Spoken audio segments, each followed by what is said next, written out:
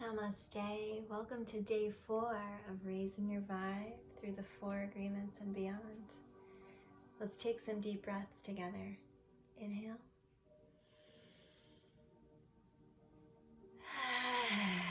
Exhale. Inhale with me again and be prepared to make a sound, an audible sound on your exhalation.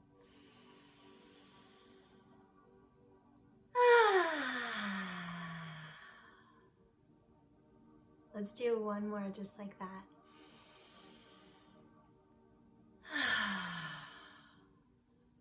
Doesn't breathing feel great? So today we're going to talk about love as a way of life.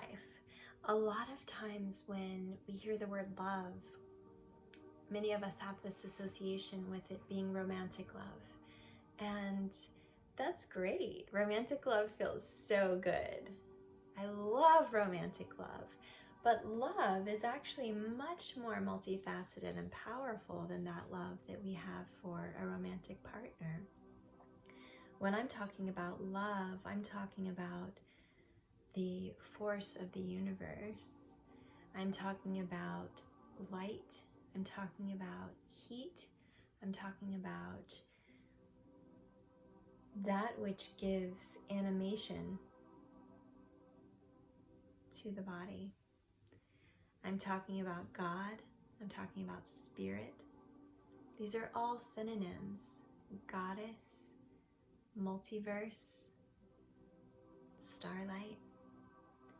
Whatever it is that you call that higher power or that's something that cannot be named.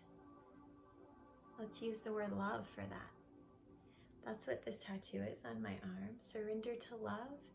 I really am a huge lover of yoga, and aside from just moving your body in postures and wearing tight pants, yoga is really about working towards surrendering to God, surrendering to love, Ishvara Pranidhana. It's the 10th of the yamas and niyamas, and it's why we show up. It's why we show up on the mat and do gymnastics. It's why we meditate. It's why we get in center with all of our 5 bodies. We bring ourselves into harmony so that we can exude and access the love that is inside us and the love that is all around us. And if we can surrender to that force, and surrender meaning fully lean in with trust and faith, then we get to overcome fear and we get to truly raise our vibration. All of us are made of energy. We are energy vibrations. You have your own specific, unique frequency that no one else in the world has or has ever had. We all have our own unique vibrational energy. And that vibration, when we're saying raise your vibe, it truly means get your vibration in tune with something higher. And this allows every cell in your physical body to heal more quickly and to just exude health. It allows your body, your physical body, to reach the homeostasis it needs to just be operating at an optimal function. It allows all of your organs to do their jobs. It allows disease to be eaten, first beat up by the immune system and then removed by the phagocytes in our body. All of these wonderful systems that we can't see are taking place in order to keep this temple, this beautiful Annamaya Kosha, the food body that we are using as a vessel to have an experience here on earth.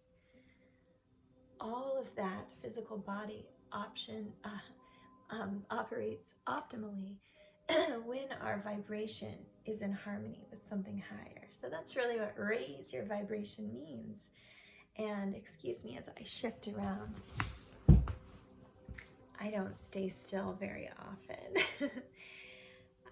Unless I'm meditating, and I do have to move my body in order to achieve that stillness, which is again what asana in yoga is about. So we're digging in today to love, to what love really means, to when we say unconditional love, what does that mean? Does that mean that I'm going to stay with a partner no matter what they do to me? No matter if she or he is beating me or mistreating my children or locking me out of the house or doing any such abusive thing. No, that's not what unconditional love means. Just as we have to have our own magical kitchen, we also first develop an unconditional love for ourselves. And that includes knowing how to set boundaries, how to say no, how to walk away when there's a relationship that is not serving us and that is in conflict with us, being able to have peace and be happy. So, unconditional love for a partner would look like, I offer you my magical kitchen and my unconditional loving support, regardless of what you may do. However, I have physical needs and boundaries, and I respect myself. And if you are physically or emotionally abusing me, or if we just can't seem to get in harmony on where we want to live, how we want to live, how we can serve the earth, how we can serve the human population, those are conversations we can have, but I'm still unconditionally loving you even if we are no longer together. That's what unconditional love means. Unconditional love, many of us first experience it and can put a label to it when we have children, because there is this realization that there is nothing that my child could do to make me stop loving them. There is no act. There is no act, no matter how villainous or horrific, that either of my children could do that would make me remove my love from them. So using that unconditional love, we first can apply it to ourselves, and then we can appropriately apply it elsewhere. I try to unconditionally love not only the people that I live with, the people who raised me, the people who I'm raising, my romantic partner, but also the people I go to school with, the people I see in the grocery store. It takes some practice and it takes some work, but it really starts with unconditional positive regard, where you just notice, like, wow, this human at the grocery store is seeming really irate. It has nothing to do with me. I'm not going to take that personally. I'm not going to allow that to trigger something inside of me. But I do notice, because we're all mirrors of each other, that person must be having a really tough day, week, month, year, life. And I can extend my compassion to this person. If this person is speaking to me in a rude way or doing something that's not in line with how I need to be treated, I can walk away, but that doesn't mean that I'm going to stop respecting and unconditionally offering love to this person. Does that make sense? Being in a situation that is not good for you and still loving unconditionally, those can go together. And you will figure out what that looks like for you. So I mentioned compassion. Let's talk about three. These are the sticky notes that I have. I have these three here, but I also keep them on my notebook at school, on my mirror in the bathroom. I like to remind myself of these three avenues that lead directly to unconditional love, and I'd like to share them with you. One is compassion. I think of compassion as the opposite of judgment. So part of our domestication as humans in the society we're living in is that we seem to do a lot of comparison and judgment toward other people. Women do it toward other women. Men do it toward other men. Men do it toward women. Women do it toward men. It goes all ways. But judging someone based on how they look, how they're raised, what they say, what they do, those are not acts of love. Those are acts of lowering the vibration, of sending our vibrational energy so deep into the lower chakras that we're just concerned with our own ego, our own image and agenda, and our own need to feel safe and to have a house and to have enough money. And we get into this mindset of scarcity when we're lowering our vibration by judging other people, comparing ourselves to other people. We're just really getting in this really low vibrational state where we don't have access to the upper chakras, which connect us to the ether, to God.